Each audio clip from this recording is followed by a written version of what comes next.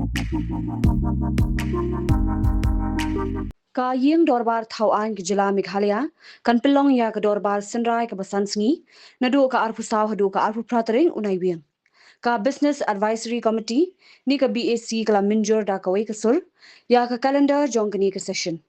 Ulam phang ke yeng Dorbar ba Thomas E. Sangma, ula ong bana ki Sngi jong ke Dorbar, lai sngi an bu kerpang na binta ki kam sorkar, kat ba ar sngi ken long na binta ki private members business.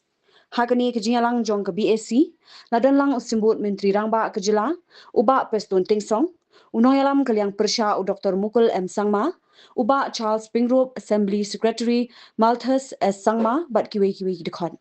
Haba pinpau ba ke session ke Lincoln, ulampang ulaong, ba un persyang man pinbiang ya kapor na binta baro ki MLA, ulaong ba ke jingtmu kalong ban pintikna, baway dukon, unyo ya kalat ban pinpau ki Jingeh jong ki Paidbah hayang Dorbar. The Meghalaya Legislative Assembly had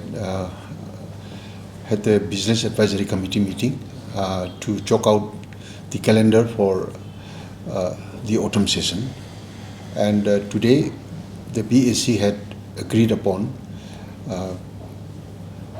having a 5-day autumn session commencing from 24th of August 2026 till which is Monday, until 28th August 2026, which is Friday. So we are going to have 5 days of autumn session, wherein there will be 3 business government business days and 2 private members business will be held. So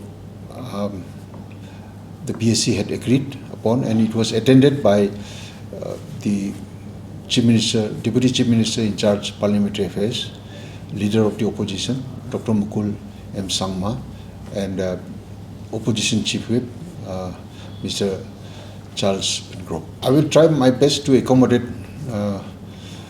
all the members concerned, and I will see that all members get the opportunities to express their concerns at the floor of the House. Kanongba bernihan kadon ha uput usam ha pedeng ka Assam bat Meghalaya ka wei ka them artli ki Jylla ha ka binta jong ka Assam dan kumba ar phautli ki karkhana red category bat ka Central Pollution Control Board kalapin bniah ka te ka than kum ka jaka ka belong critically polluted hangta kadon ka air quality monitor ka balapin pau ka Khubor balapau perthai ha ka binta jong ka Meghalaya pan dan tang santali ki karkhana red category ka jo ka le air ka baya bentalang hinrai ka jingmi jabo ka yapher de nakata ka daw kini artli ki Jylla Mynta ki dang pin khre banthau ya ka joint action plan